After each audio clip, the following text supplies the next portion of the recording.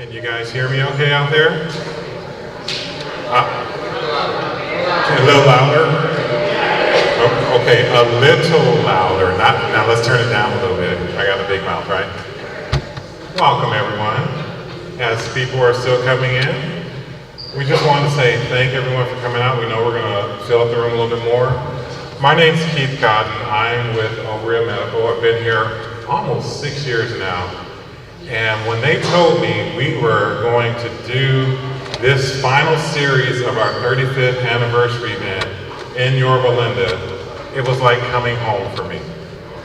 And the reason I say that because Yorba Linda, we have some of the strongest pro-life churches that are committed to Obria and some of the strongest Knights of Columbus, Respect for Life reps right here in this area. So we really are glad that you guys are coming out to celebrate with us.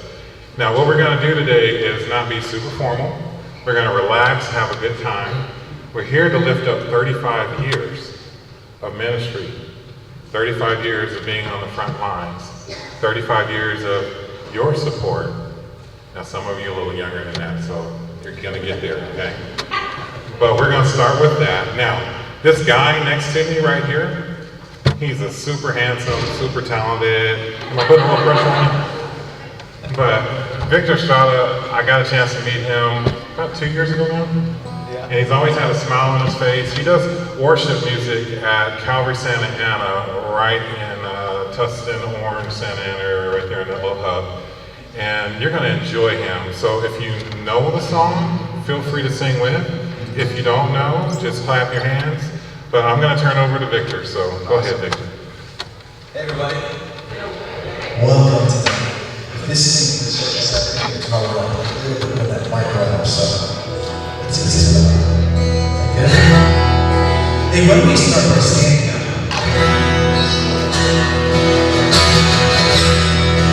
we're going to sing a song called Bless the Lord, my soul. We'll sing out the Lord's words. Start out, bless the Lord, my soul. Oh, my soul, worship His holy name. Bless the Lord, my soul. Oh, my soul, worship His holy name. Sing like never before. Oh, my soul, worship His holy name.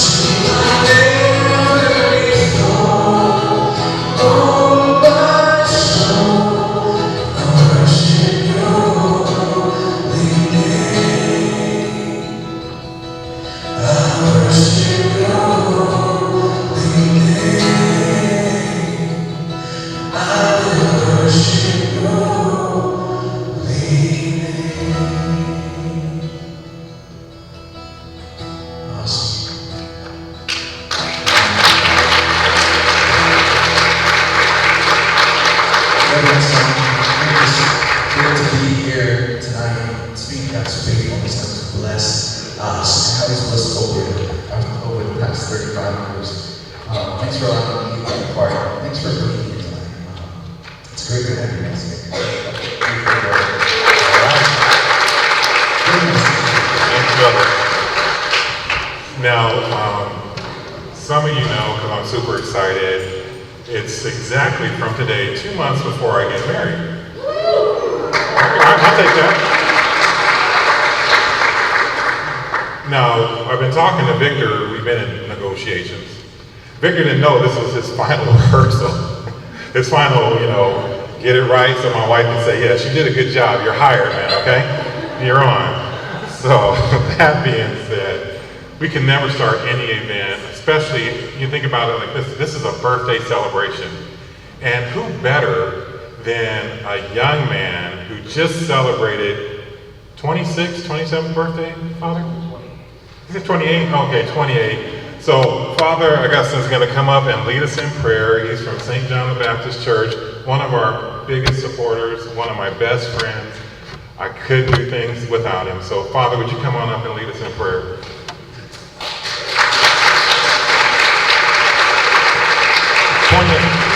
Yep. 28, okay. 20. He's 28, you guys. Or 34.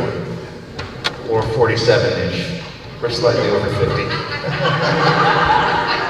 It's just a number. I feel great. I feel young. 35 years of this incredible ministry. As well, it's just a number, but it's a very significant number. We are celebrating 35 years of an incredible ministry. One of the most important ministries, not only for churches, but for our world. This is not just a religious issue. It's a moral issue that affects all of us, children, grandchildren, for future generations. This problem is not going away soon, so we have much work to do, and that's what we celebrate. The great work that has been accomplished by Obria these past 35 years, and of course looking for the future, which is amazing, but I won't reveal the details.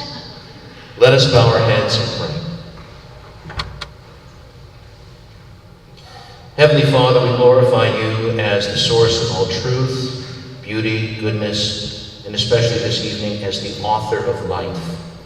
You are the source of every good thing, and human life is the most precious gift here on earth, apart from the life of grace, the life of the Spirit that you have blessed us with in our souls. Be with us tonight as we celebrate the accomplishments of this beautiful ministry, especially all of those who in their strength and courage, wisdom, and leadership have brought us to this happy moment to celebrate these accomplishments. And as we journey forward, we ask your continued blessings upon the ministry and all of those, the many people who are involved in this pro-life ministry. We ask that you will continue to strengthen us as we fight this battle, a spiritual war, which is certainly going on in our world. We ask you to change minds and hearts, to come to know you as the God of love, the God of mercy, and the God of life.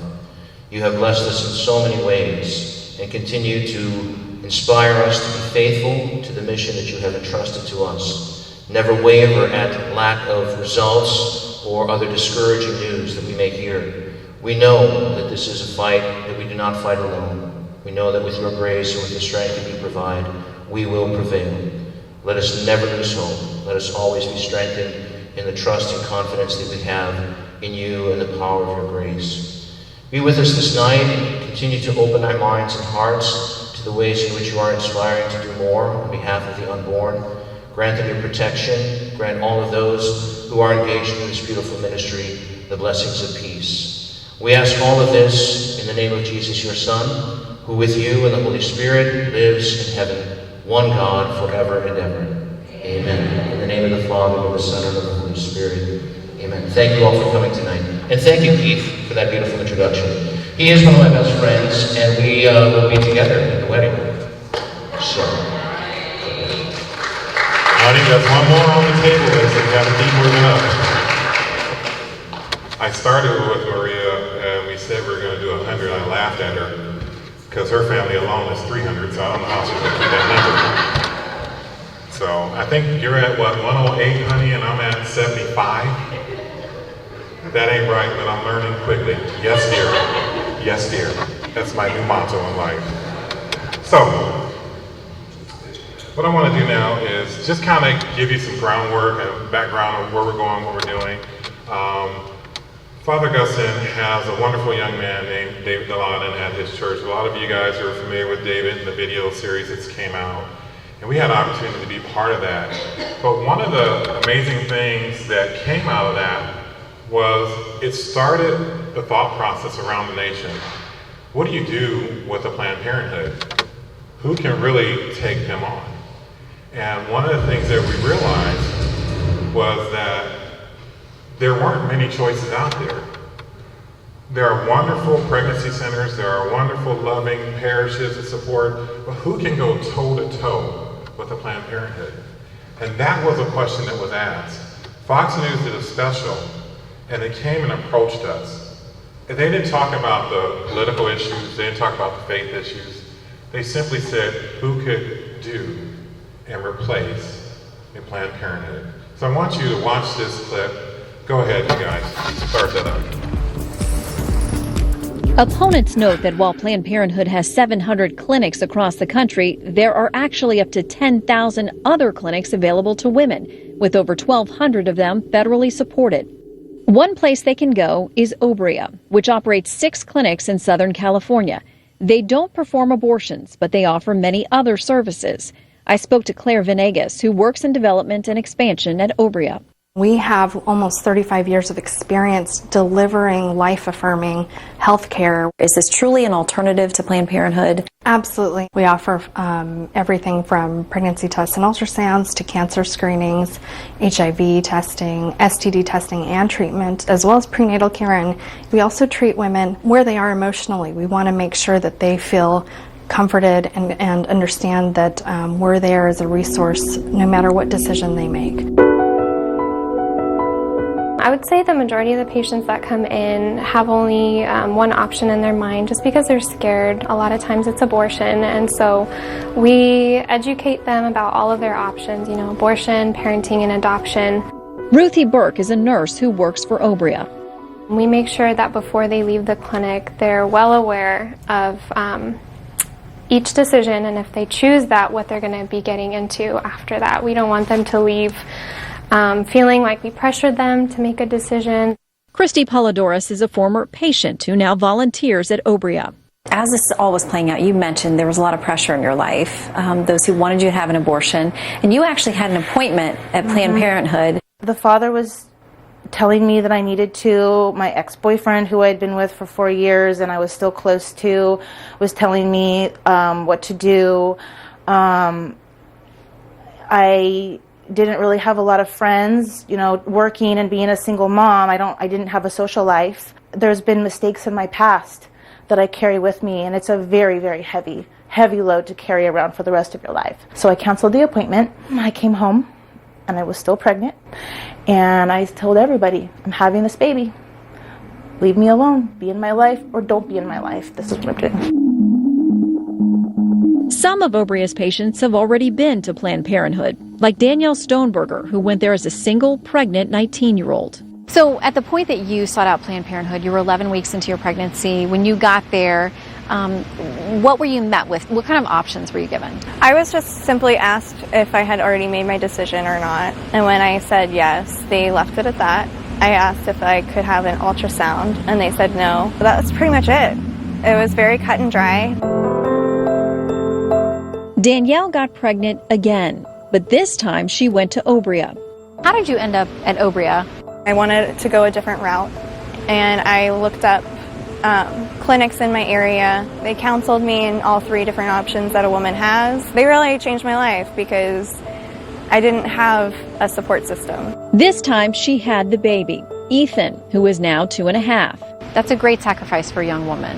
It is, but it isn't. There's going to be sacrifices, but then there are also huge blessings with it. Like, I haven't given up any of my goals. I work full-time, I go to school, and I still make time for him and my family and friends. I lead a very well-balanced life, and I'm happy. I wouldn't do anything differently because it led to my son, and I really straightened out everything for myself. The story we've shown in the last hour isn't going away. It's already become an issue in the presidential election. But the bigger point is what it might say about us. We live in a nation where abortion is legal and safe, but not rare. In the 4 decades since Roe v. Wade, perhaps abortion has become so commonplace that most Americans don't give it much thought. If the activists behind these videos have accomplished anything, it might be that they've given us all something to think about. That's our show. Thanks for watching. Good night.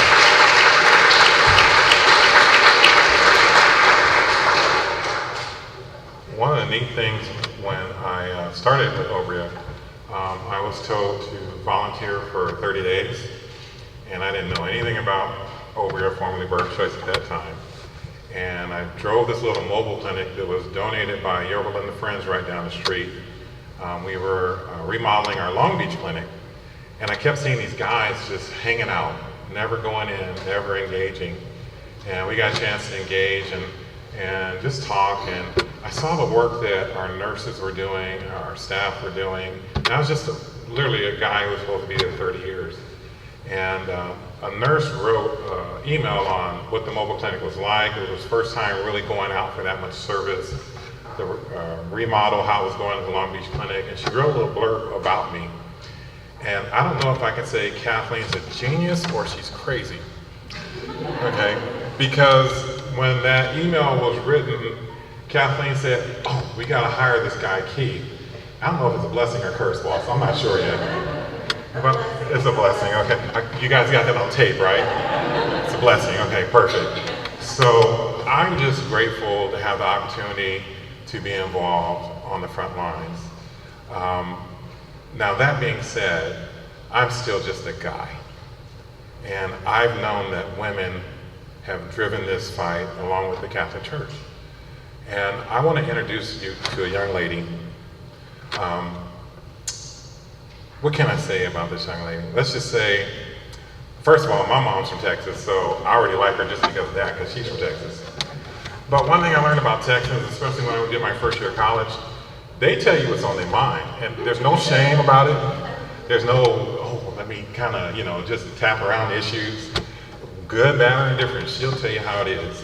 And one thing I found about Abby is that not only does she have a big heart, not only does she have that tenacity to be in this fight, but she's honest. She doesn't hold anything back, whether it be her victories, her defeats, her horrors, her mountaintop experiences.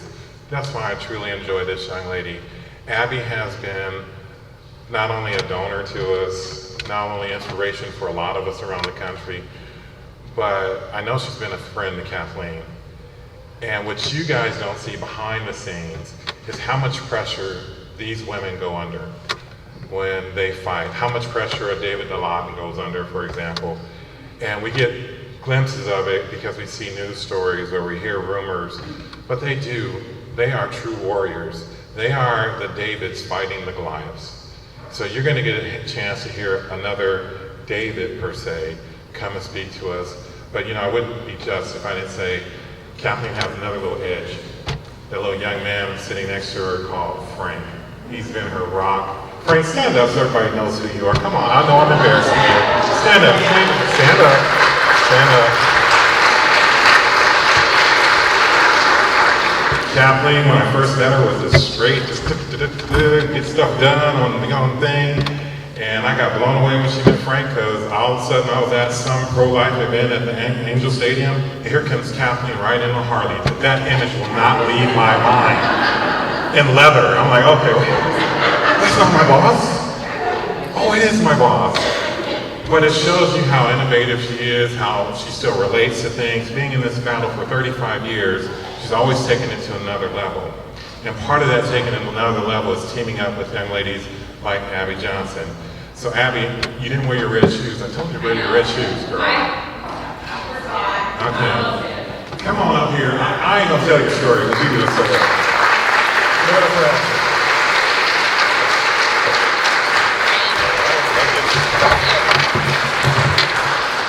Well, I am from Texas, so howdy. Howdy. That's not bad. I am so honored to be here with all of you tonight and to be speaking for an organization that I believe in so much, Obria. And I am actually, the other two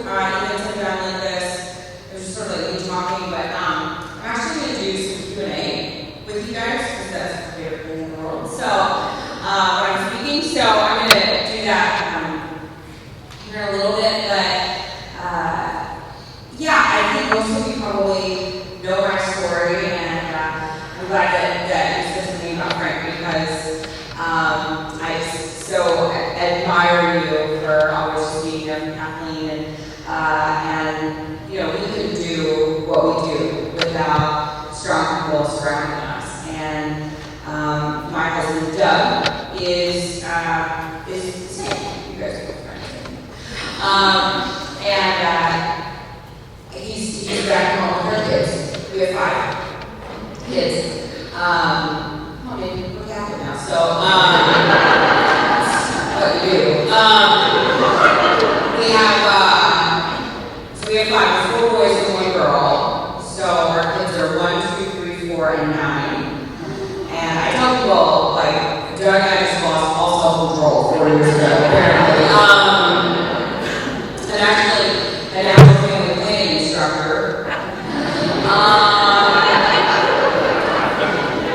I hear it works if you use it.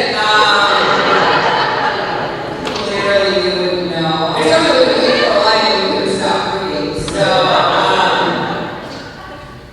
yeah, our youngest son actually came to us with a gift of adoption, and our first 2 boys are 10.5 months apart, but I say 11, just to make it sound like we have some self-control.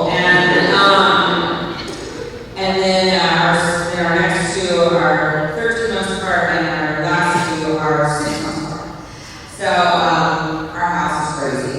And my husband Doug is a stay-at-home dad. He was a special ed teacher for 8 years, and when I started doing this, we sat down and had a conversation, and you know, he said, I want to be able to bless you, to bless this ministry that we're on together, and we both felt like the best way to do that was for him to be home with our kids. So anyway, so they're back home in Texas and in Austin, and you know, as much as I love to tell you that I've always, you know, stood up on a stage and defended like, no, that's not true. I worked for Planned Parenthood for 8 years. I was clinic director. I ran an Planned Parenthood abortion facility in Texas. I was located inside of the Planned Parenthood Gulf Coast affiliate, which is in Houston, and we were building, it's now operational, the largest abortion facility in the Western Hemisphere.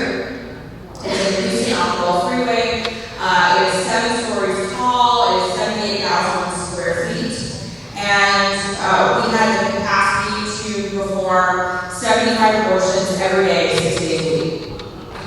And we were at the time, the 3rd floor was dedicated to performing abortions through 6 months of pregnancy. A couple years ago, that all changed.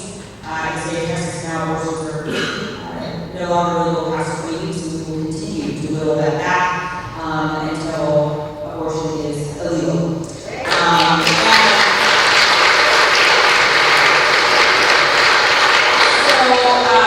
To just show you, you know, how we are very blessed in Texas. I mean, it's not our legislation goes uncontested or anything, but we are very fortunate. I was looking at the numbers just the other day. I was looking at a spreadsheet we put together, and I noticed that just since I've been out of the industry, I was just sort of looking from 2009 to now, our abortion rate in the state of Texas has gone down by almost 30%. And that is by and large because of pro-life legislation. I think it's also because abortion has been more in the media in the past few years, and I think the more we dialogue about abortion, the more abortion is in the media, the more people are talking about it, it's getting conversations going, and it's getting people to think differently when maybe they are faced with that sort of decision. And so that's been really incredible to watch. And honestly, you know what, I follow your politics a little bit here in California. Not too much, I don't want to have a but I follow a little bit here. I have to say, you know, forever it's always like, oh, you know, California's a blue state, you know, and I'm like, I don't know, I think it's going a little purple. I think there's some more red infiltrating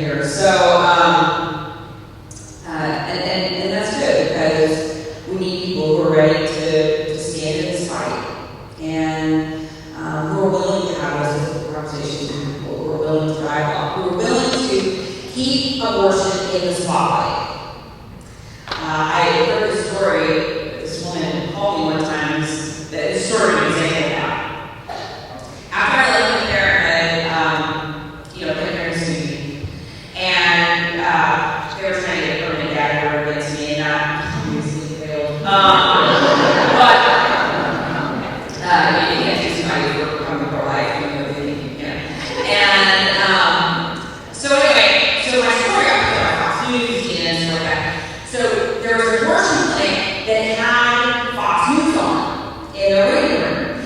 And there were these women who were waiting to have these abortions, right? And so they're sitting there waiting and watching Fox News, and then all clearly I was there. I'm sure someone doesn't see anyway. So then they see my story come, and they're hearing me describe how I left, and how I saw this first little baby fighting and struggling for his life during the abortion procedure, and he lost his life, and how I was doing it, and they were good. And these two women didn't know each other, looked at each other, and they go, "We're not doing this today." And they got up and left. So that is the power that we have just with our words. And having these interactions with people, and telling our story, and getting people involved, and not shying away from the truth, from sharing the truth. And I told you, I'm never afraid to offend someone, as long as I'm letting you know what the truth comes. Right? And my mom, who's a Southern Baptist woman, she says, if you're not making somebody mad, then you're not a very good Christian.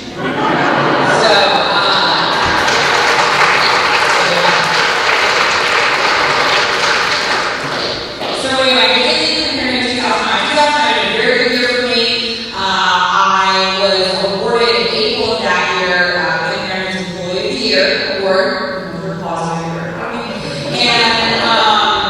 But I was really excited that I was just feeling like I was sort of on top of the world here with Planned Parenthood. It wasn't getting any better. I had to go to a national convention and sit at the head table with the person that was receiving Planned Parenthood's most honored award. It's called Margaret Sanger Circle Award.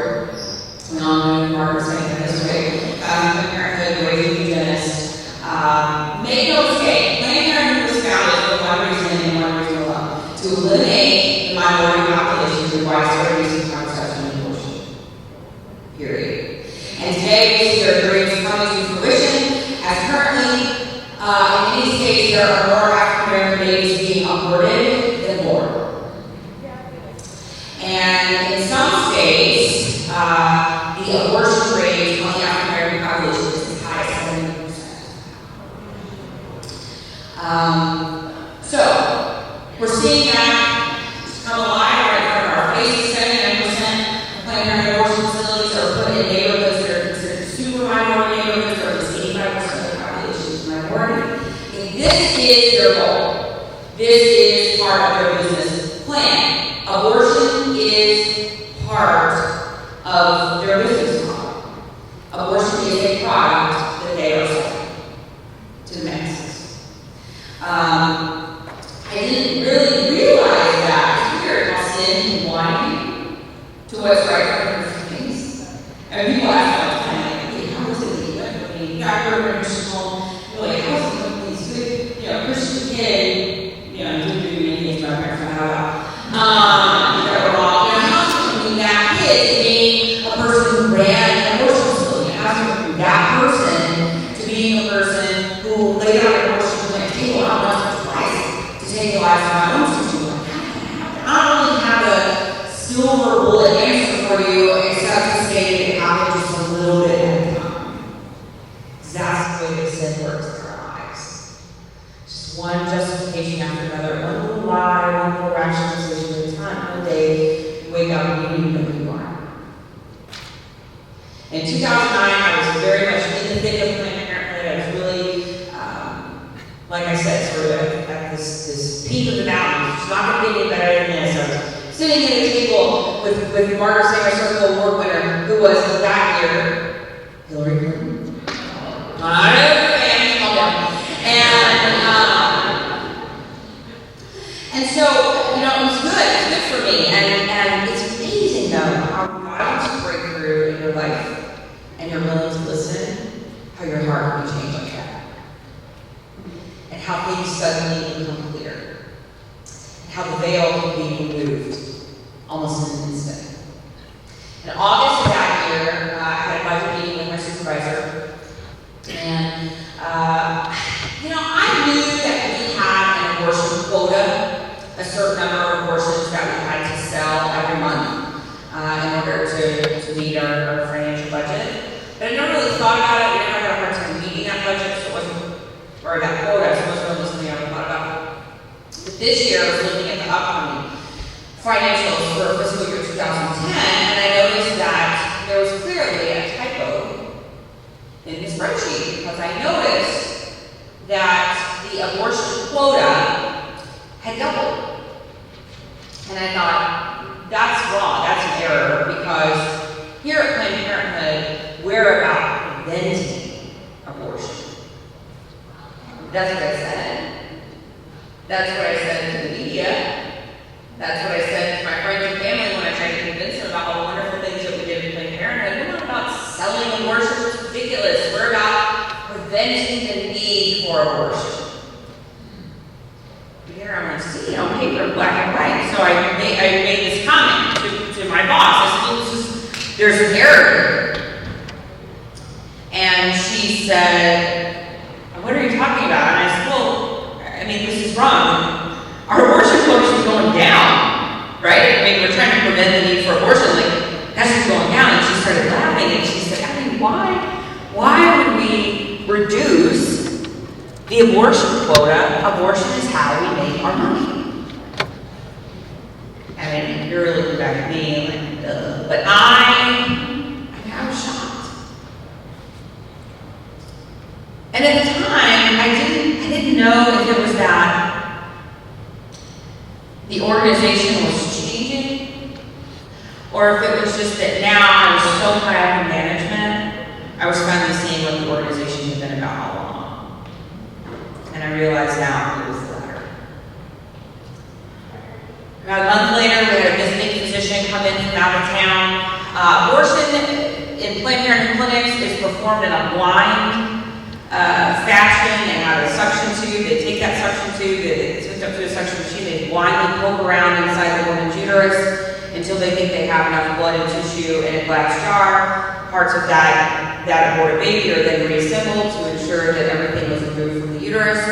And it's taken to a biohazard facility where it's incinerated.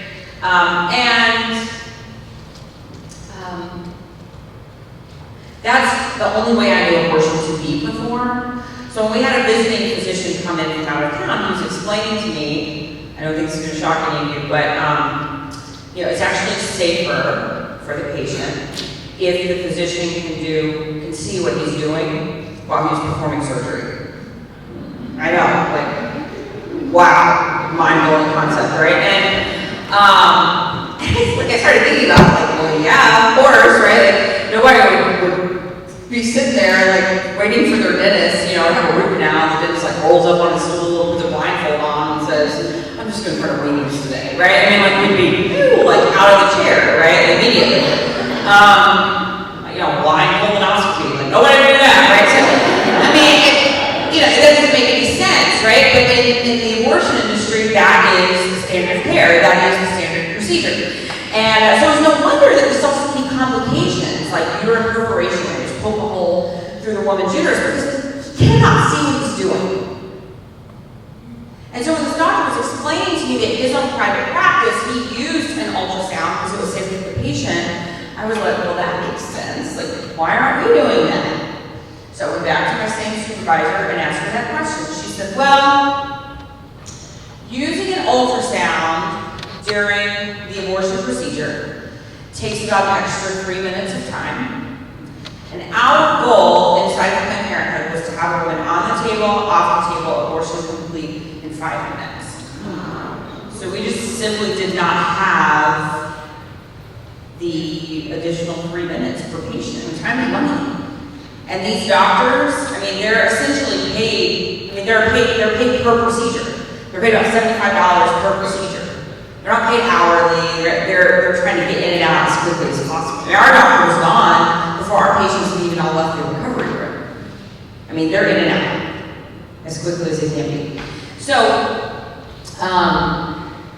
I accepted that answer. Doctor told me if time permitted, the right patient presented herself, that he would show me what this type of ultrasound guided abortion procedure looked like. And that moment was when the veil was lifted from my eyes, because I watched as this 13-week-old little boy,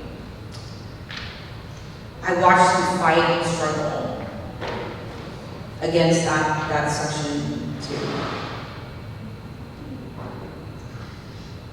And I realized that I had been lied to by Planned Parenthood. I mean, look, I was a victim. I eagerly believed their lies. But then I realized that because I had so eagerly believed their lies, I had been in turn lied to thousands of women. They came in looking for answers. They came in wanting someone to say, you don't have to do this. But that's not the answer. I looked at them and said, you can't possibly not do this. I consider myself a pro-life feminist. I believe that feminism starts by embracing our uniquely feminine qualities like motherhood. And I thought about my time as, just like secular, sort of radical feminist.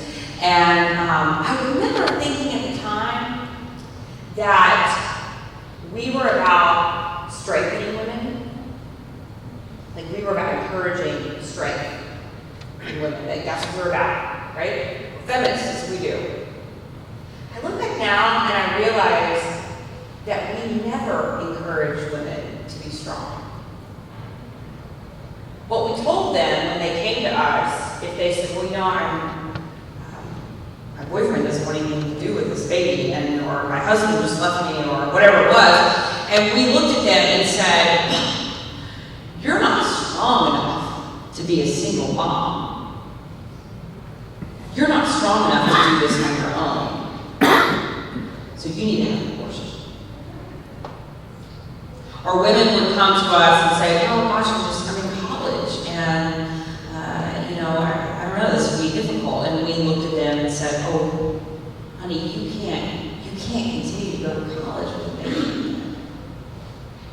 You're not strong enough to do that. So we're going to solve this problem with abortion. We performed abortions on girls as young as 10 years old. These girls would come in and they would say, they were waiting, they were desperately wanting us to look at them and say, no, you don't have to have sex. You actually don't have to do that. They wanted to hear a message about how beautiful their bodies were and how much dignity they had. But that's not what we gave them, because we looked at them and said, oh, have sex? Okay, you're not possibly strong enough to abstain from sex. So here's some condoms and contraception in a 10-year-old girl. I realize now that in 2009 I was given that Employee of the Year award. It wasn't because I was the best at remembering birthdays or whatever. I received that award because I was their very best salesperson. It's a terrible thing to be rewarded for. I was the very best at selling abortion to vulnerable women. So they gave me a plaque for it and a big check.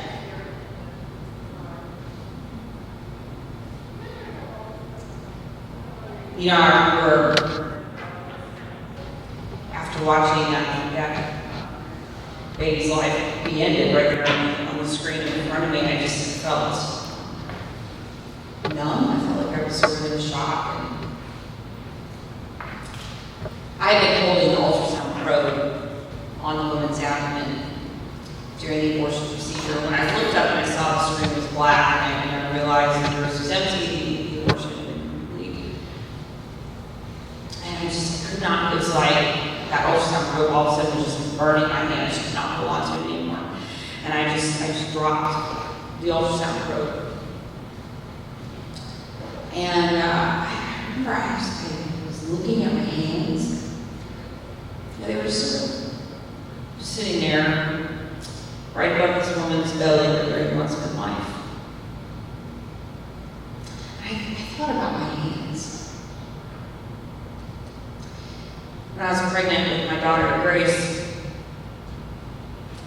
I didn't know what childbirth was going to be like. It was a little scary to think about it, and so I would, I don't know why I did it.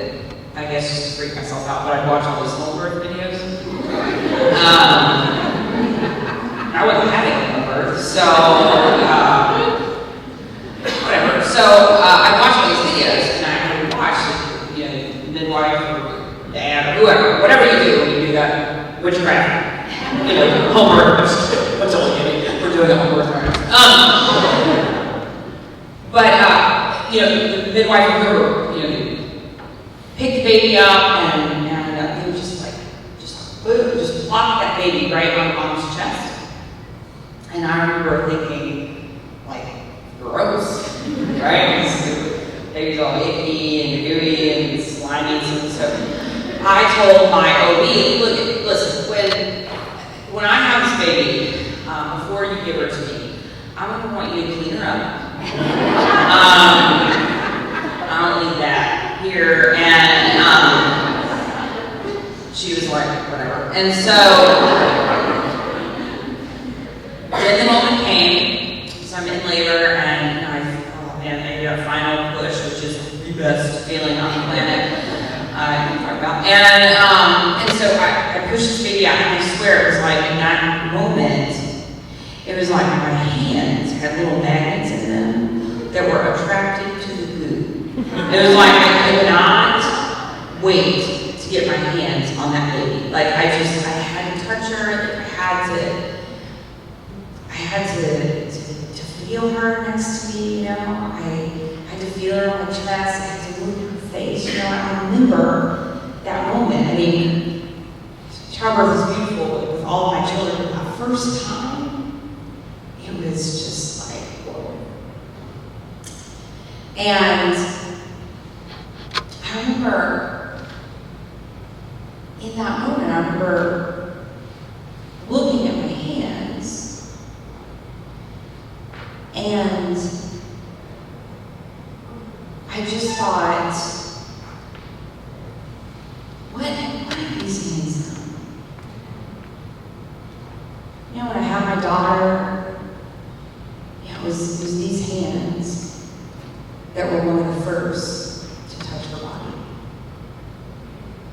And you know, it was these hands that patted her bottom whenever she was upset. It was these hands that held her as she nursed. It was these hands, they were life-giving to my daughter. But in that moment, in September of 2009, these same hands helped to take life. Now, friend, our hands are so powerful. What we do with them. Our words, our actions, our lives. Your one life can save many. And you're going to have an opportunity here in a moment to sort of put that into practice. I remember talking to Kathleen about 5 years ago, and she was telling me about how she wanted to expand her centers, and she was running some names past me, and she said, Obria, I said, I like it. I said, what does it mean? She said, nothing. I said, I really like it. And she was telling me this vision, and I was just like, yeah, It's what we need. We're this movement, like, we're so fragmented and we're sort of doing our own thing all over the place. And then, you know, you look at our competition, Planned Parenthood, and they're so united and they've got it all together, and they're, you know, they're a force to be reckoned with because they're like all this, they're this one big ship, right? And we're like in a bunch of like rowboats. And so I was just thinking, like, man, this is exactly what we need. We need to have a national branding initiative to be able to successfully compete with the abortion industry and to make it so that women, like our centers are so awesome and so comprehensive that women would never even darken the door of a Planned Parenthood or an abortion facility, because why would they? They can get everything they need from us. And it's all part of that strategy, right? Because I tell people, Planned Parenthood, they've been so good, they've done such a good job at marketing and business plans, so savvy. And they've done such a good job of pitching their talking points to the general public, right? I mean, how many times have we heard, well, you know, it's only 3%, abortion's only 3% of what they do, right? It's just a lie. But when you say a lie enough, people believe it. And they don't even challenge it anymore. Because, well, I've heard it by 100 different people, so it must be true. And so I started thinking about our model of Planned Parenthood. And started realizing why we were not being as successful as we could be in the pro-life movement, particularly in the pregnancy center movement. Because why does Planned Parenthood provide widespread contraception? Because they really care about reducing the abortion rate? No. If they did, they wouldn't have abortion quotas, right? Planned Parenthood provides widespread contraception because they know, according to their own statistics, that 54% of women who have abortions were using contraception at the time they got pregnant. See, contraception, birth control is not the answer. Self-control is the answer, but they don't want to preach that. So we're going to put you on a contraceptive method, preferably one that has a high human error rate, like the pill. Because I'm 36 years old, and I can't remember to take a pill every day at the same time within a 2-hour window. So you really expect a 13 or 14-year-old girl to be able to do that? Of course not.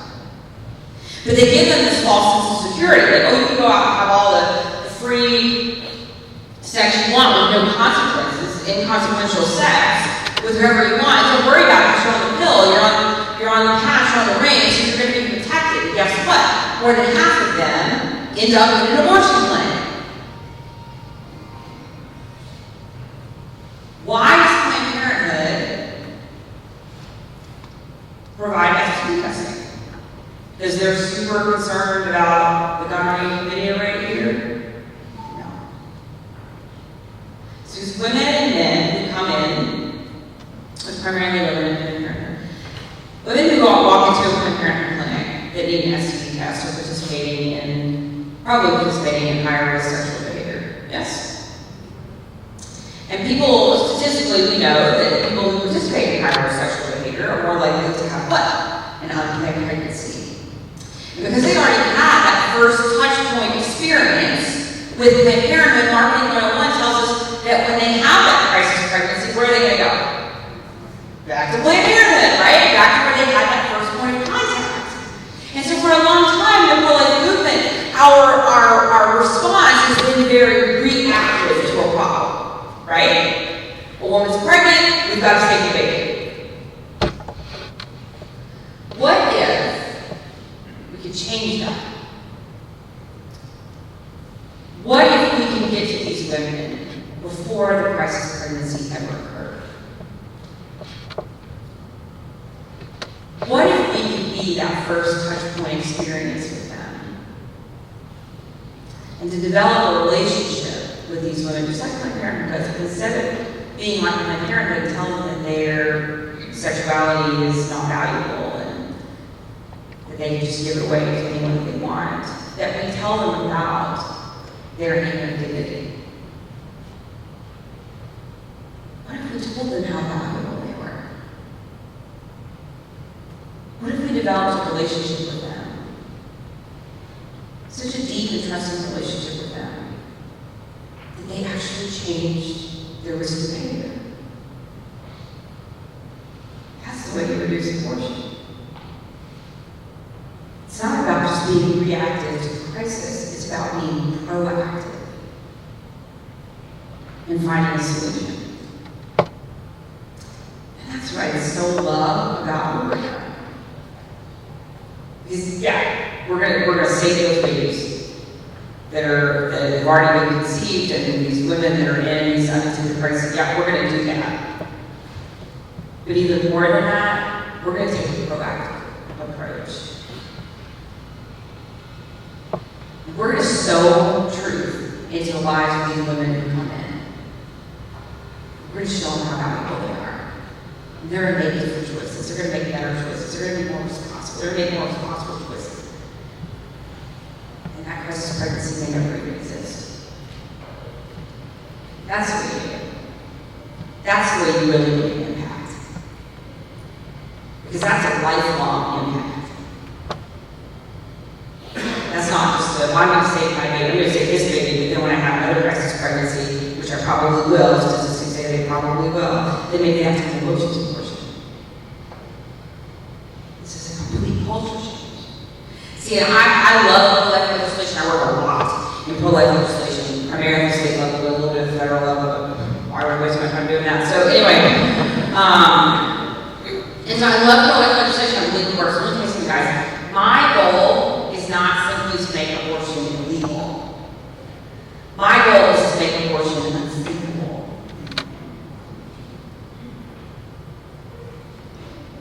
My goal is to help people through God's help. To help people come to a place of conversion.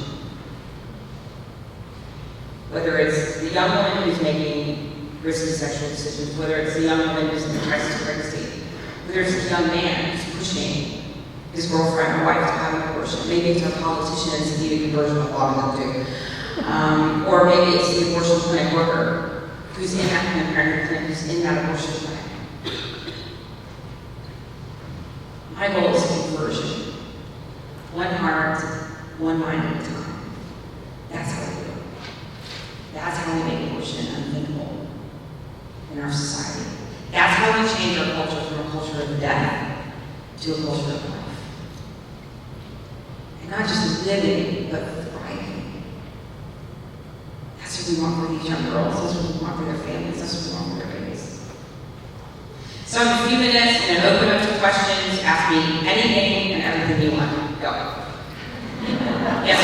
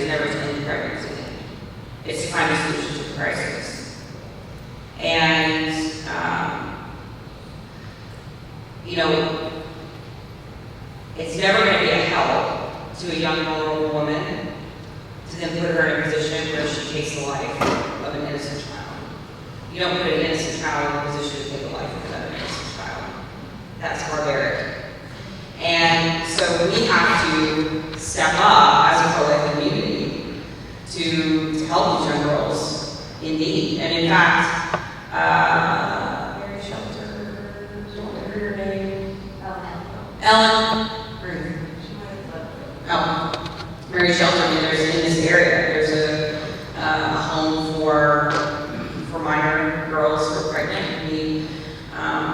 say. We would definitely, if, all of our centers are trained on minor abuse reporting, making sure that we're reporting correctly to authorities. We weren't a Planned Parenthood, but we actually care about women, so we're doing everything that we can to protect them and to provide them a safe place. But I mean, people that know, all of our nurses and staff have been trained in identifying women that are in a domestic violence situation, and also women, young men and women that are being human trafficked. We're part of the LA and Orange County Human Trafficking Task Force, so it sort of encompasses those women that are being abused within their, or being trafficked. And so all of our nurses are volunteer trained and are certified to, immediately how to get that young woman away from the situation that puts her at harm. So we're really proud of the fact that we are part of this task force. And I hear that all the time. I hear people say, well, what are you going to do for these women? I will do anything. I will do anything.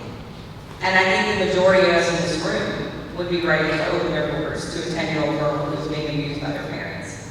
I think most of us in this room would be willing to walk with her on that journey, whether she chose to parent or place for adoption and have an adoption situation.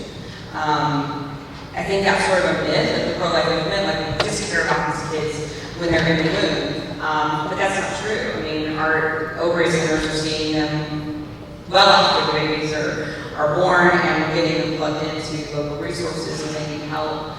But yeah, you can't fix abuse by then perpetuating abuse on the unborn child. It just doesn't work. And so we have to step up and sometimes step out of our comfort zones and really be pro-life to these women who need help. I mean, in my family, right now, we don't have a single mom living with us right now, and I think this is the first time in 6 years that we don't have a single mom living in our home. But we are financially supporting 2 single moms right now. So, yeah, are we willing to do it? You better believe it. I'll do everything I can to help a mom and her baby. The video at the end of the reporter said something about abortion is safe. Can you talk a little bit about your experience constantly? Yeah, so the whole idea of abortion is safe is sort of a misnomer in the first place, right? Because let's just, for a second, let's not talk about the woman, and let's talk about the fact that there are 2 individual and unique human beings involved in every abortion procedure. I don't understand how you can really call a procedure that takes the life of an innocent human being safe, but we do. We have. But I will tell you, in 2008, I was part of the task force for Planned Parenthood to change our branding. So before 2008, our branding was Planned Parenthood, a plan you can love with. 2008, we decided that was cheesy. So 2008, I was part of the task force to change branding. So branding then changed to what you see now, which is Planned Parenthood Care no matter what. Okay? And when we were doing that rebranding, for many years, you had heard, the abortion clinics would say, well, it's just an accident tissue, it's just a wall of cells. But we realized in 2008 we had to actually change that wording. We had to change those talking points because 60% of women who are having abortions are already moms. So they've had babies before. They have children when they've gone through the birth experience, they've gone through prenatal care, they've seen the ultrasound, they know that this is indeed a baby, right? And so we thought, how do we change that then, right? Because they're not believing us anymore. They know it's not just a blob of tissue, right? And so what we did was we changed all of our talking points. So then our talking point became, and it still is, for Planned Parenthood, the talking point we created was that abortion is a decision that a woman makes to care for her current family and her future family. So it's essentially a selfless decision to have an abortion because you're really thinking about your children. And these women are so desperate to believe something they'll believe anything. And so if we can turn them into essentially a hero, which is what we're doing, we were turning them into this like altruistic hero, like look at you being so responsible and caring so much about your children, you're gonna abort them. I mean, that sounds crazy to us, but women believe it. So we also had to change then from saying that abortion was going to be, that abortion, our desire was for abortion safe, legal, and rare. Because we knew that the rare, I mean, obviously it's not rare, right? 1.2 million abortions a year that are reported. Maybe there's probably more than that.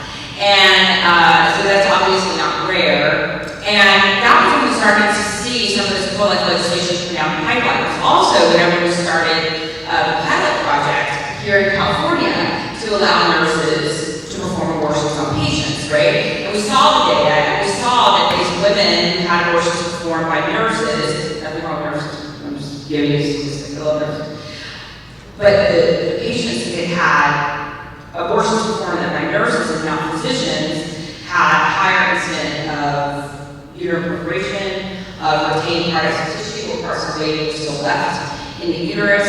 They had a higher rate of hysterectomy, higher rate of blood transfusions. We had all of this in paper, right? And so we were like, well, how can we promote this if we're saying we're trying to keep it safe? So we changed it. So it's no longer about keeping abortion safe. It was about providing access to abortion. That was it. Access at all costs. At the cost of women's safety, that's fine. We just had to have access. And so we're sort of seeing that change. You don't see Cecile Richards saying safe, legal, and rare anymore. You don't see, you won't see Hillary Clinton saying safe, legal, and rare anymore, because that's not the talking point anymore. But the bottom line is that abortion does carry a risk. It's not a significant physical risk, but we know that there is an emotional risk as well that comes with many women having abortions. Interesting though, when we did our training, we trained abortion counselors, stuff like that, we were always told that we needed to tell women that they were going to feel relieved after their abortion procedure. And that was really ingrained in them from the moment that they got there. Because all the paperwork they signed, there was always a little box on there that said most women feel relieved after an abortion. So it's something that's sort of like brainwashing them from the very beginning. You're going to feel relieved, you're going to feel relieved, you're going to feel good, right? And so then they're feeling good, they're building them up, and they get to recovery room after the abortion is complete. And they're crying. And they don't feel relieved.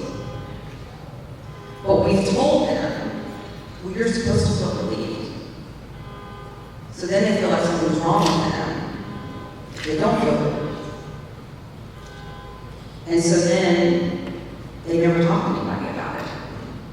And they're not going to come back to us as a clinic and say, I'm really struggling with my abortion, because we're going to look and say, well, let's feel relieved. What's wrong with you? Why don't you feel relieved? And so, I think that we really have to understand, I think in order to really fight this battle effectively, we do have to understand our opponents in this fight. And I always tell people we have many opponents, we have one enemy. The abortion clinic workers are not our enemy. The abortionists are not our enemy. Our enemy is sin. Our enemy is Satan. But we have to effectively know how to compete with our opponents. In order to do that, we have to know what they're saying. We have to know their talking points. We have to listen to their language. So I always encourage people who are pro-life to go to Planned Parenthood's website. I mean, look at what they're telling these women. Look at what they're telling these young kids. Go to their teen website. We cannot actively fight this opponent if we haven't done our own research before we go into battle. And so we have to really make ourselves knowledgeable about what we're doing. Yes? Okay.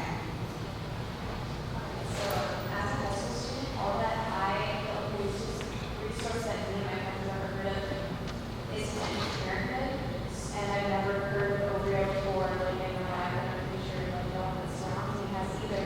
I was wondering what you guys are trying to do to like reach out to high schoolers and maybe visit high schools and do this in a conference, and the kids that are really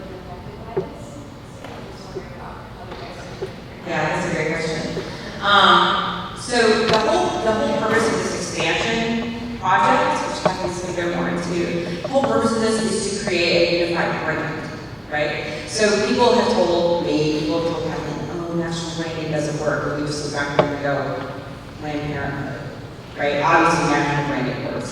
So if we have a strong national brand, which is the goal, then hopefully we can get into the public school systems. We can get into private school systems. We can start engaging more with the youth and really meeting with the youth, because that is what Planned Parenthood has on us. Is they're getting to people your age before we can, and they're doing it starting in kindergarten. Their graphic sex education program starts with 5 year olds. So they develop that relationship very early with these young people. And so that's something they hear, just like you said. And so, part of the expansion is really competing, nose to nose with the branding that Planned Parenthood has already set up. And part of that is going to have to be getting into schools and partnering with other groups that can get into schools. And really challenging the idea that Planned Parenthood is the only place for people to go. Because that is such a lie that has been perpetuated really by Planned Parenthood and the media. What are women going to do? If we don't have Planned Parenthood around, we're going to be fine. We'll be fine before Planned Parenthood is here. We're going to be fine afterward. And there are plenty of providers to help. But I think your point is well taken, is that we have to do everything we can to use Google AdWords to our favor. To do all of these fancy internet things that I don't know anything about. Kathleen's going to talk about a telemedicine program. It's the first ever pro-life telemedicine platform. So that, when you and your friends need to be seen by a healthcare provider, you can do it on your phone. You can do it in the privacy of your own home or in a school bathroom or wherever you are. And so making those things available to young people is going to be key, and that's definitely part of our national expansion and implementation project. So, awesome. Okay, I think I'm this way. So, thank you all for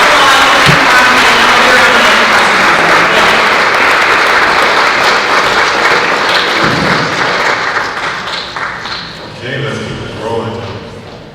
Now, the next person I'm going to introduce does not really need an introduction, but I will say this, boss, you blame Abby. She took into your time. I'm just letting you know, you gotta keep it packaged, like Christmas, where they come, okay? So, I call her boss, and she's taken that name lovingly over the last few years we've been together. But I'm really going to start calling her Wonder Woman, because she's truly a wonder. She has vision, she has passion, she has courage, and Marvel Comics and DC Comics are huge right now.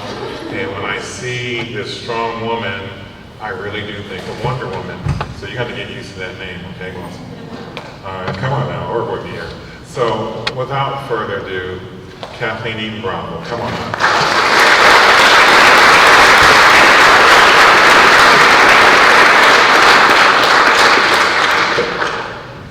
Hi.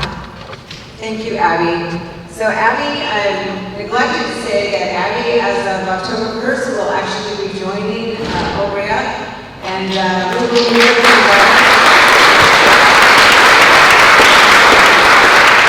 I'm very blessed and excited to have her. I met Abby, actually the first time I met Abby was when I was in San Francisco at the San Francisco March for Life, and Abby and I were two of the keynote speakers, and then we had a march in front of 85,000 people, and Abby and I looked at each other and I said, I know you're used to this, but I'm not, because it was really scary, because being in the front of everybody on the other side was carrying horrible signs and horrible pictures with screaming and megaphones, and actually I had to leave because I was flying from there to march in DC, and I think you were there too. But anyway, that's when we met, and as I was walking away, and I got in front of the banner and I was running off because I had a car waiting for me, I hear this, Kathleen! And I turned around and I said, it's I'm gonna call you. And she did, and we communicated. I think the last 4 or 5 times that I spoke, and Abby's been there, and we spoke together. And I am really blessed to have her in my life. I'm very blessed to have this new generation of young women like Claire, who you'll hear from in a minute, and Abby, and Lila, and David, men and women, that are really out there promoting the issue of the sanctity and dignity of every human life. And so here we are today. As you know, 35 years ago I started this movement. I know some of you, or probably some of you about that long, and you're here tonight. And I'm so thankful. This is our 3rd one. We've just done small groups like this throughout the county to just really just update you on what has happened because of your support over the years. So not only do we have 4 brick and mortar wonderful clinics, one in Winter Park, one in Orange, one in Michigan, one in Long Beach, that are doing phenomenal work every day. And many of the nurses that work in that, or some of the nurses, are in the back of the room. And I'd like you all, and medical assistants also, would you all please, those that are here that work within our clinics, would you please stand up, ladies?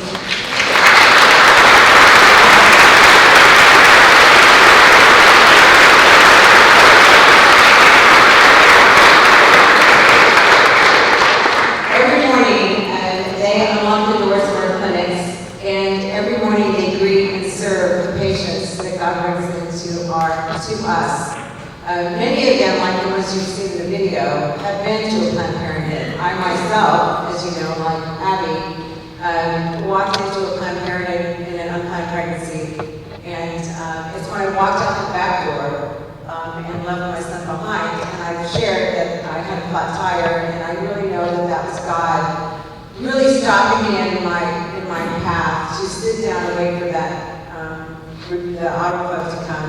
And it was that half hour that changed my life. I had not been inside a church. I was just like you, that feminist. I worked a non-traditional job, very non-traditional, and was one of the first women out in this position. And I just felt like if I didn't have this abortion, my life would end. And I was the mother of a 1-year-old son.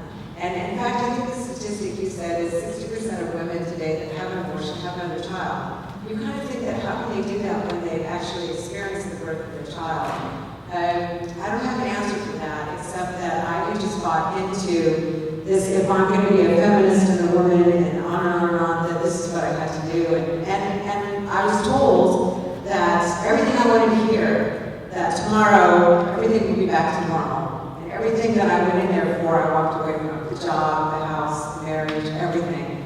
And here I am today. And a year after that, I walked into a pregnancy resource center in Oklahoma, and my life was changed. 35 years now. I've been working, promoting, speaking, and everything I can do, almost 24/7 sometimes,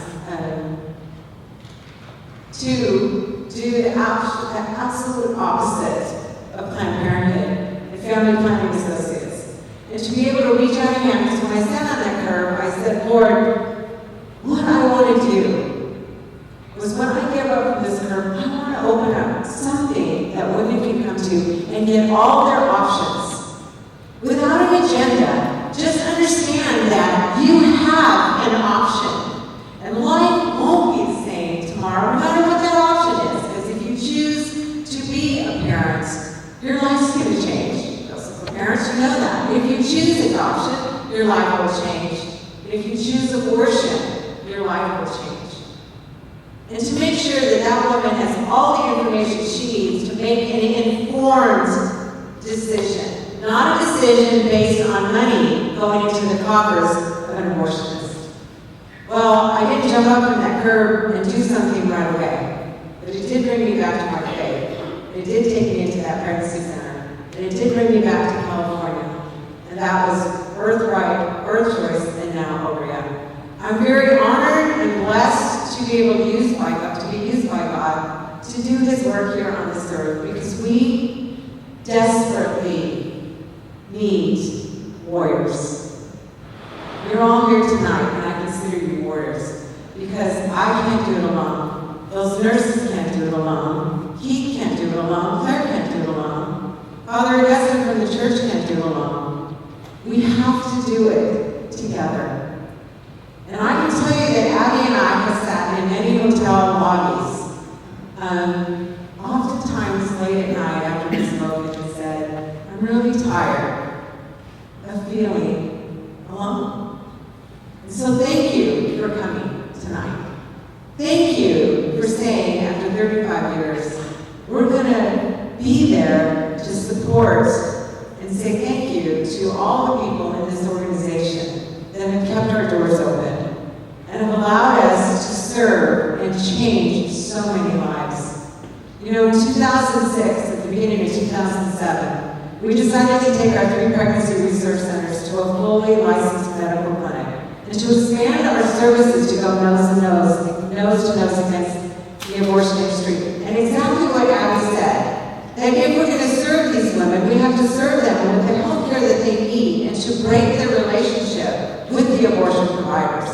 When I speak to women across the country and ask them, why did they end up into a Planned Parenthood? And why did they make the decision that now they're talking about? And they said, because there was no alternative. And that's what we are. It's an alternative. So that if they want another place to go, where they can be loved and cared for, and get information on all their options, and make an informed decision. Isn't that what God calls us all to do? And you know, it's people like Abby and Lila and David and those and Kristen and all of you here that day after day, week after week, month after month, and in my case, year after year after year after year, realize that I can't say today, I've done enough. Not until we see what Abby said. Not until abortion becomes unthinkable. So today we have our 4 brick and mortar clinics. Today we have our mobile clinic. And today we also have our 6th clinic here in Orange County. And it's called the Obria Telemedicine Clinic. Now what is that? I'm going to take you back a little bit and tell you why it's an answer to a prayer of mine. So when we decided 5 years ago to say that what we have here in our clinics is really good. And we're really making an impact within the southern part of Orange County and actually into a little bit of LA County.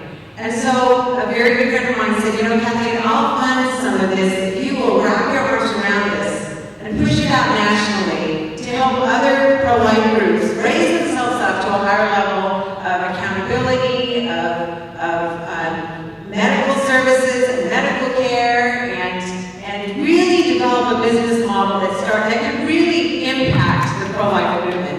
And like a crazy woman, I said, yes, okay. Maybe that's why I'm Frank, because now my last name is Bravo. And I think that it sort of ties into what we're doing here at Obria. It's like, Bravo, we're doing something nobody else has done. And so it's pretty much taking what we're doing at Obria, pregnancy testing, ultrasound, STD testing and treatment. Why? Because we're going upstream.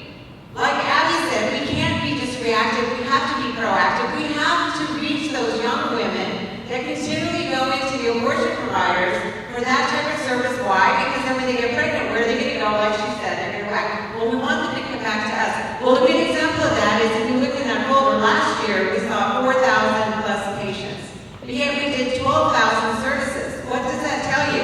That means that those 4,000 patients came back. My celebration is the 12,000 services we provided, because that means we broke that relationship. And right here in Orange County, those 12,000 patients that came back for those services came to us, not Planned Parenthood. And if we duplicate those numbers across the country, can you imagine the impact we're going to make? And that's what we're doing under an Obria brand. It's like, if the other side can do it, why do we feel like we can't?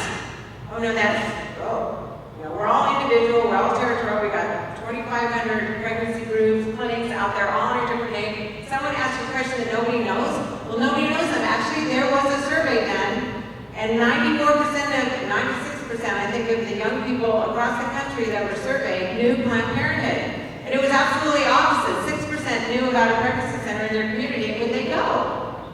6%! We've been out there 45 years, for God's sake. Because we don't have a brand that they can recognize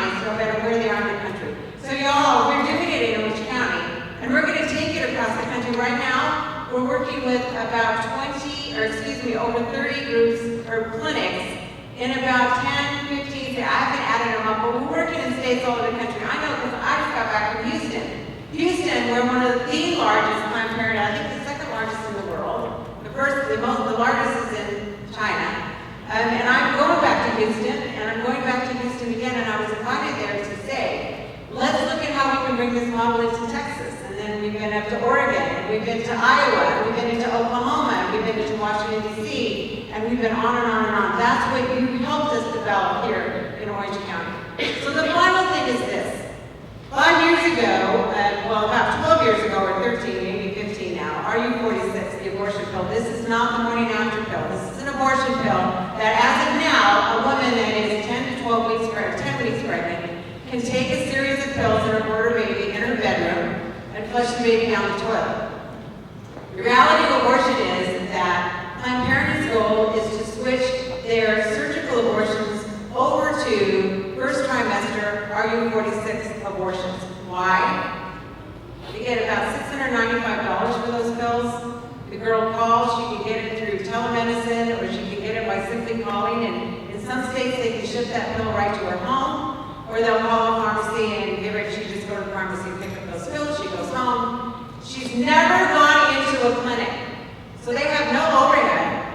They get $695, they have one phone call with her, they call in a prescription, she is a patient, they bill Medi-Cal and Medicaid or their insurance provider, and then move on to the next one. So think about this, ladies and gentlemen, if those young women are not going into a Planned Parenthood, they're certainly not going to come into one of our clinics because, as you said, it's very difficult for us to get the word out there unless we have a lot of money to drop into keyword advertising. By the way, the cost for the keyword abortion in our state, one click is $8.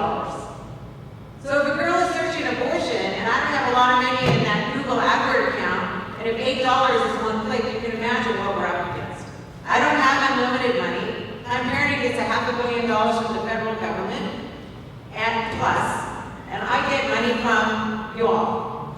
I won't take federal money, federally qualified health care money, because it's tied to contraception and abortion. We won't take it, we will never take it, we will shut our doors. Now that's what Satan wants, but you know God's not going to let that happen. So what happened? So what happened is I started realizing that, okay, at that point they were saying about 15% of the abortions were RU46. Well, one of our new providers in our clinic came out of Planned Parenthood and is now working for us. And when she came, she brought all the paperwork. And in that paperwork, it pretty much shows that right now in California, 36% of abortions are RU46. And we're not seeing those women. And so I couldn't sleep at night. How are we going to reach them? And then God took me to San Diego and I met an 84-year-old man. And he said, you know, tell me what you're doing telemedicine? I said, I don't know what you're talking about. I went down to promote the national expansion. And he said, well, bottom line is it's part of Obamacare. And he says, basically, he said, I can contact a nurse through my smartphone or through my app. It's a clinic, it's an online medical clinic, and I call in and she answers the phone and I talk to a nurse and I give her my vitals and she calls in my prescription for my blood pressure medicine, my heart medicine, and I don't have to go sit in the waiting room every month to go to that clinic anymore, and I love it. And he said, I want you to create telemedicine for the pro-life movement. And I said, I'm not creating anything more. I'm done creating stuff. Let somebody else do it. I'm not doing it. So I got in the car and I had Chuck Donovan from Washington, D.C. with me, and I'm like screaming and I'm driving. And I'm like beating the steering wheel and I said, you know, I'm not going to create something new. I'm tired of it. Blah, blah, blah. And he said, Kathleen, I got to be in LA by 2 o'clock. And I said, I'm taking you home. He said, no, you're going to Tijuana. Literally, I just didn't even know where I was going. So I turned the car around. I came back home. I dropped him off. Off he went. I went home. And that 2 mornings later, I met with a woman that's sort of my spiritual director. And so I told Rhonda about the meeting. And I said, I'm so angry. I'm still angry. And I'm not going to create this. And she says, well, tell me what it is. And so I tell her, it's this thing where you know you can go be in your home and you can connect to a nurse on the smartphone. And she started laughing. And she says, you don't even get it, do you? And by the way, Chuck in the car said to me, Kathleen, you know, every meeting I look at it as a God moment. You got to figure out your God moment in this meeting. And so I kind of had that in my head. She goes, you don't even get it, do you? And I said, get what? She goes, the answer to meeting that young woman in her bedroom. That 84-year-old man just last 3 years. And I looked at her and I said, oh my gosh. And I came back and we started investigating and we started searching and we found a developer, 3 young men, Christian men, and I met with them. I said, I don't have any money, but we have to do this. And I think, hey, my son lives in Finland and we FaceTime all the time. This is simply just get him on FaceTime and do something. Yeah, right. It has taken us a year and about $500,000. We've only finished phase 1 and into phase 2, but I can tell you that beta testing is strong. And we have launched, but not really marketed. And the exciting thing is today, the reality of abortion, and if I had so my question is to you. Now you're going to be able to answer. Today, where does abortion start? On the smartphone. The abortion today does not start when a girl walks into an abortion clinic. She is already connected with an abortion provider. You know how long it takes before that girl does a pregnancy test, realize she's pregnant, knows she can take the abortion pill within the first 10 weeks, know that she's probably 4 to 5 weeks, maybe 6 weeks pregnant. Do you know how long it takes her to connect and to get an answer to her problem? 15 seconds. Ladies and gentlemen, 15 seconds, a young woman sitting in her bedroom at any age can connect with an abortion provider, tell them when she's pregnant, answer 6 or 7 questions, and before you know it, that girl has the RU46 pill. She takes it in her bedroom, she aborts that baby in her bedroom up to 10 weeks. Now when it was 8 weeks, they were getting it up to 10 weeks, so I'm assuming this is through the first trimester. And these babies are being aborted in the bedrooms. We're calling them bedroom abortions. And right now it's 40% in the state of California, with the goal of 75% going across the country within the next 2 to 3 years. I'm here today to tell you that the abortion industry that you and I knew when we started a long time ago is nothing on what it is today. So Obria's telemedicine program is launched. We hope to, and why I'm going to every place I can go to raise money, to put heavy marketing into keywords.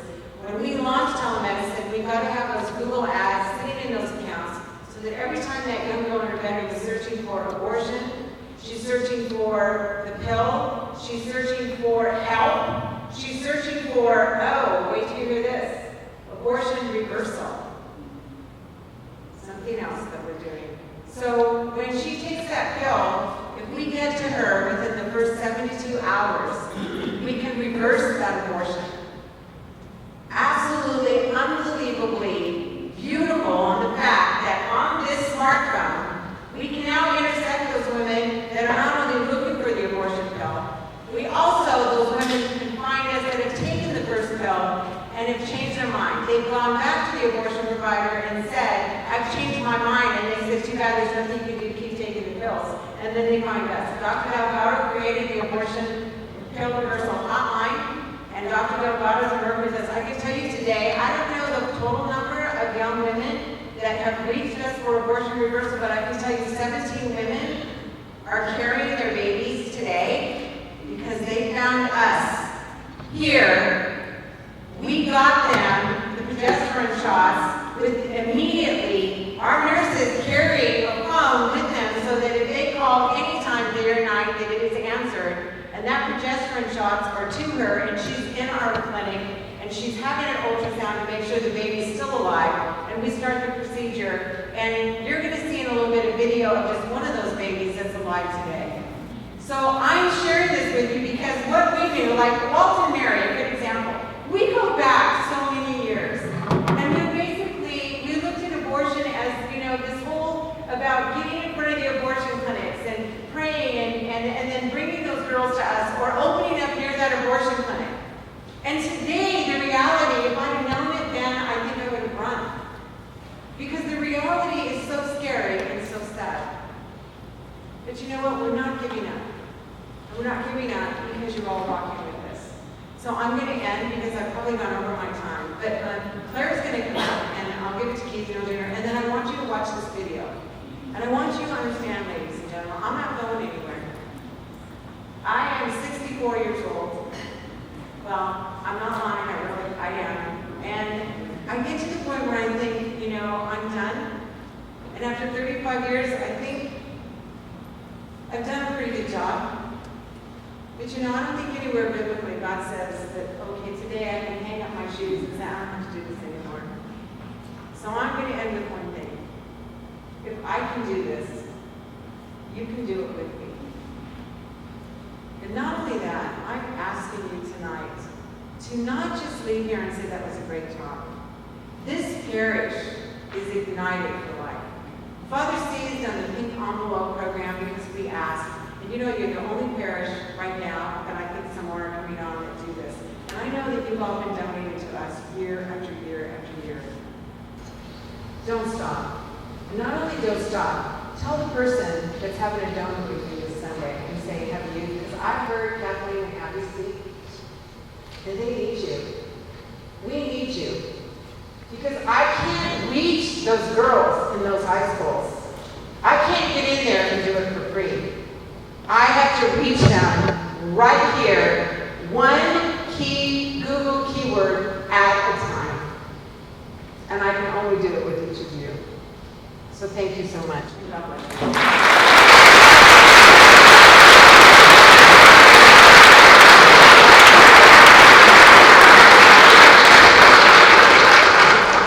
Now, I know she gets mad at me, but I think I've proven my point why we call her Wonder Woman, at least why I call her Wonder Woman now, because she has that graciousness about her. She's already kind of pre-introduced Claire, but I've had the opportunity to spend time with Claire over the last year. Claire Venegas is our new president of our medical clinics. And when I talk about a sharp, intelligent, passionate, driven woman in there before everyone else, you know, I mean, that's her drive, and she brings that level of tenacity on the inside of the organization that same as Kathleen does in the general public. So Claire, I'm not going to mess with you and do your fight introduction this time, but this is a fire to you guys. Give it up for Claire Venegas. Thank you. Thanks everybody really for coming out tonight. There are 835 reasons that I'm here tonight. 835 babies were saved by our doctors, by our nurses, by our medical staff last year. And I just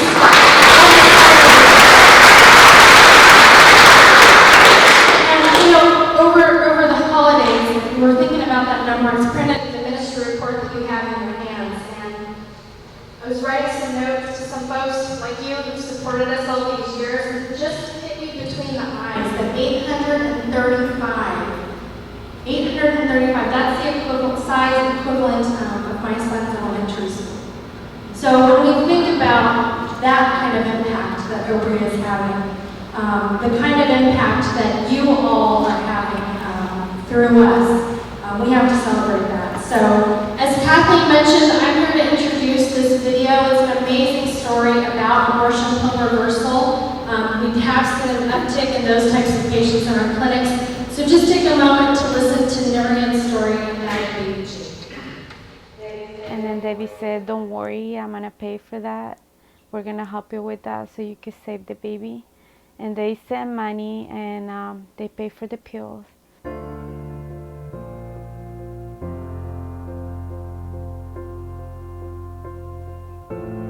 So my name is Nuria Cortez. This is my story.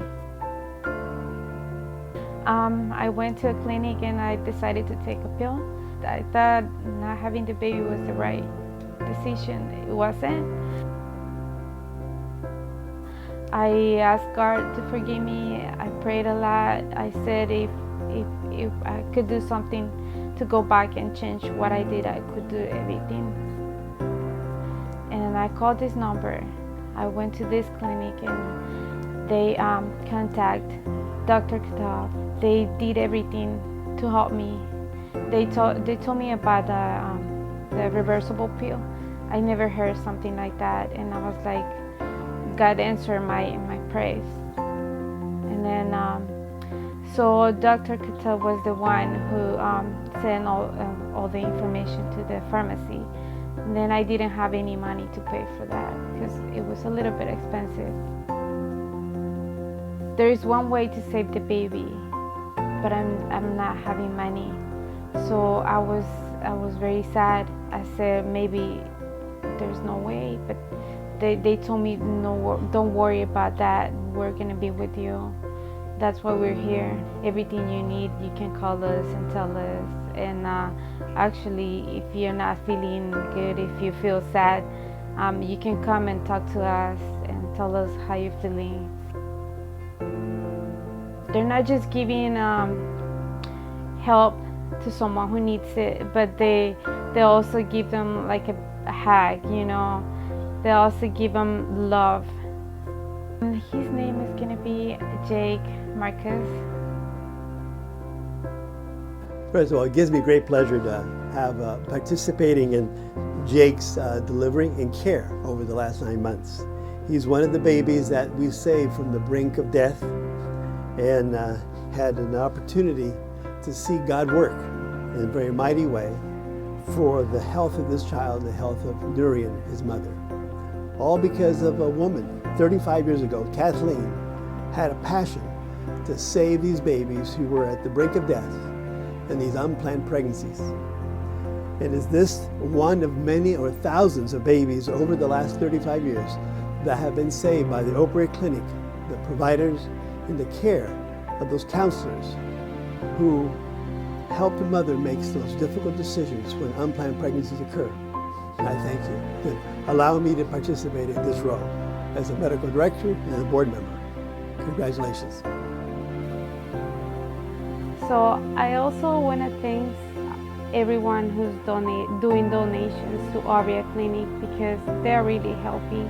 Thank you for being able to do this. Thank God, because there's people like you helping all the women who are in a bad situation, especially financially. You're not just helping them, but you're saving a lot of babies' lives. So thank you so much, and God bless you all.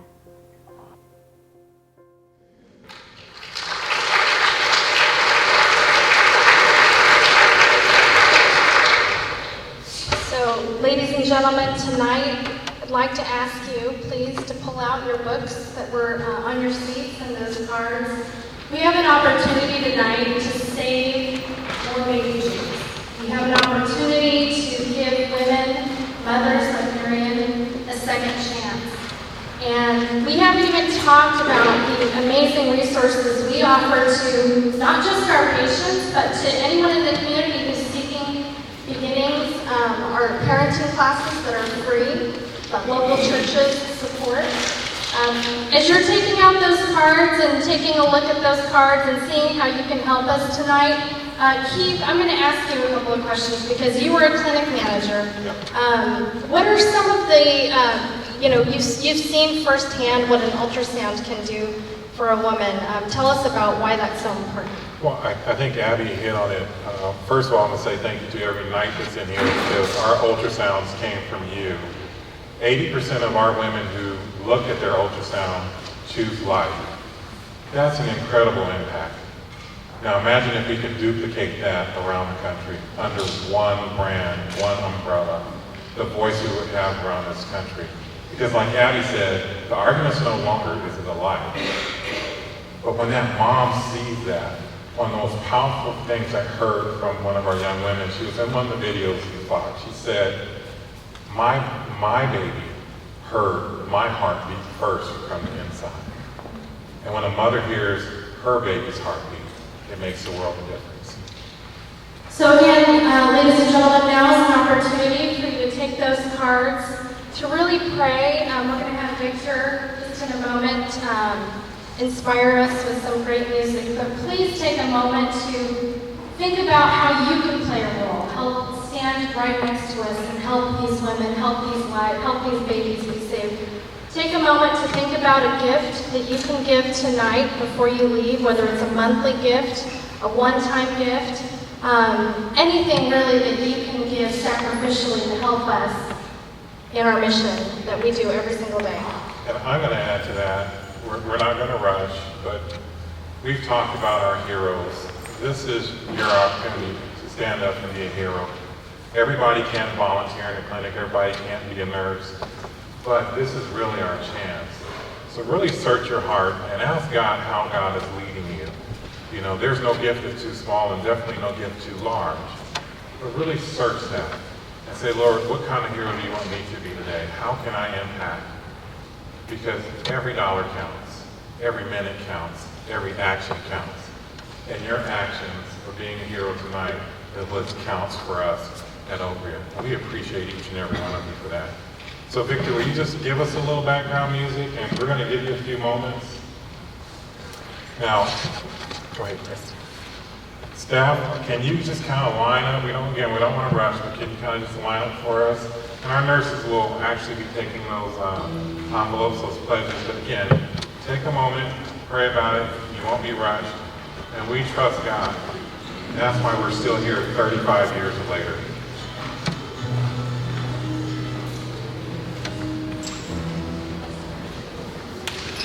Work it out for us, Victor. Work it out.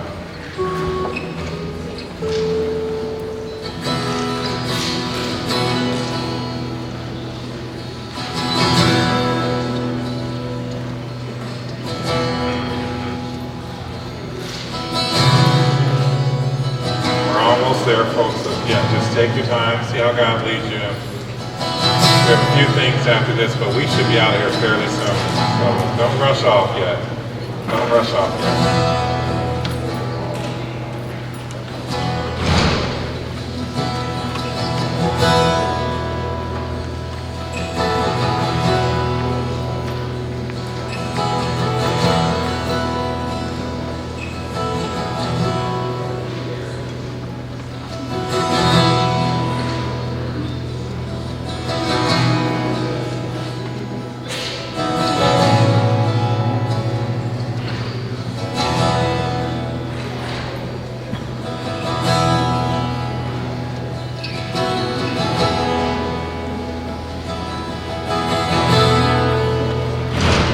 While you're thinking about those numbers, I'm going to tell you a number that stands out in my head.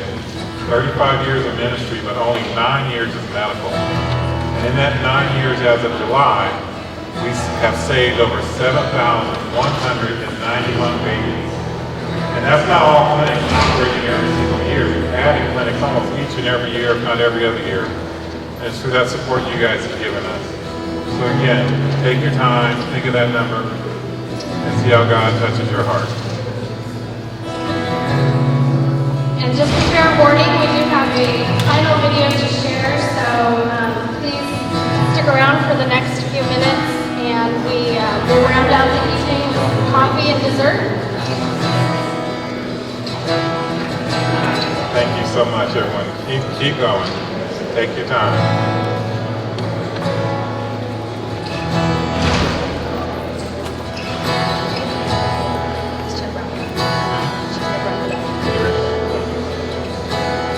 Okay, we're going to go ahead and wrap it up now. So, if you hadn't had enough time, that's okay. We'll still be hanging out. Come down to the front. I'll wait up here for anyone else. But nurses, keep grabbing. And we want to lift up and close out. And I'm going to let Claire do that. Thank you, Keith. Let's give a round of applause to Keith for our service.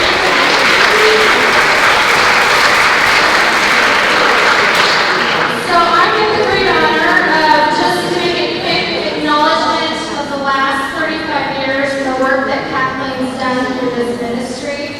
There are 3 words that we use to describe Kathleen often on our letterhead, and that is mother, founder, and fighter. And I'd like to add one last adjective to that, and that is hero. We have just an amazing, the work that she's done is obviously amazing, and we have a legacy that we all have to live up to in the next 35 years. So we just prepared this short little video as a thank you to Kathleen for all her work and amazing. I just want you to know I'm honored. Can't do it. I don't know if I can do it, you guys. I'm gonna cry. Is this something everybody's doing? I'm very thankful for what you have done for this organization, for what you have done for the employees in this organization. and I am particularly thankful for what you have done for me. Thanks for your effort and for keeping the doors open for all these young women and men that come through our clinics. This world is a better and safer place because you're in it.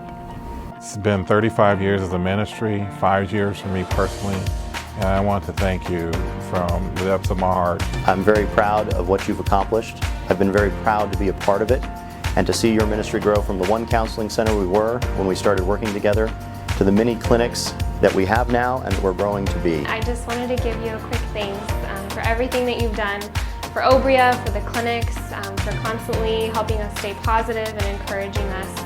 Thank you for everything that you do. Thank you for your encouragement, your friendship. I appreciate you. Happy 35th anniversary. You have really touched many people's lives. I know sometimes it's really hard to see because you aren't in the front lines, but we are. Thank you, Kathleen. Thank you for everything that you've done. Coming from Planned Parenthood and working there and seeing the big difference, I fell in love with Obria. Kathleen, I want to sincerely thank you for the dedication you've had towards the call God's given you. It's an immense calling, and if you wouldn't have stepped out in obedience, thousands and thousands of lives would not have been touched in such a way. So thank you for your obedience to that call. Kathleen, thank you so much for starting Birth Choice, for following through on the vision and what God has called you to do. Kathleen, you're an amazing woman. You're a hero and just someone I admire so much. Kathleen, I'm honored to pay tribute to you. You are an amazing woman, and you are a warrior who never gives up the fight. Kathleen, the Lord has given you so many blessings and such great talent. And one talent that you have is your ability to communicate and really share your passion for these mothers. I had no idea what I was getting in for when I married you, but it's been one heck of a ride. Thanks, Kathleen. Thanks, Kathleen. Thanks, Kathleen. Thank you, Kathleen. Thank you, Kathleen.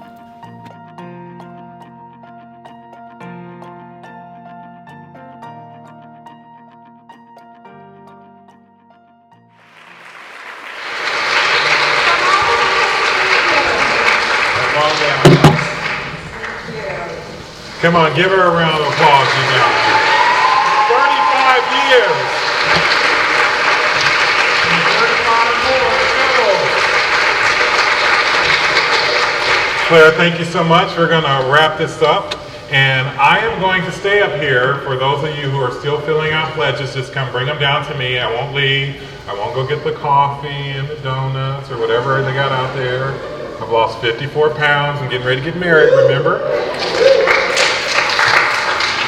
But we're going to do this right, and we kick it off in prayer. We're going to close it out in prayer. And Father, I'm going to pick on you one more time because you're just such an awesome guy.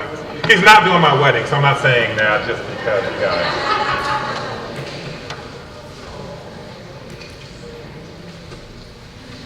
What a great evening. And yes, let us again bow our heads and thank God for this inspiration that we've received tonight, the wonderful information, the extremely hopeful and beautiful opportunities that this ministry will continue to provide. Lord, as we have celebrated this evening, acknowledging the accomplishments of this beautiful ministry, we ask that you will continue not only to share with us your blessings of faith, hope, and love, but to use us in the best way as your instruments, that we may combat the culture of death with the gospel of life, that in all of our decisions we may be truly lights to this world, that we will never waver in our commitment to you and to the message of the dignity and sanctity of every human life from conception to natural death. This is our belief. This is the battle that we will fight for. Keep us strong and help us always to serve you with pure hearts, with humble hearts, and with grateful hearts. And as always, we make this prayer through Christ our Lord. Amen. And may Almighty God bless you all, the Father, the Son, and the Holy Spirit. Amen. Thank you. Okay, you are officially dismissed. Again, I'm standing up here, bring envelopes. But now, on a side note, the coffee that you will be drinking outside are in those little bags, and it's a Cafe for Life.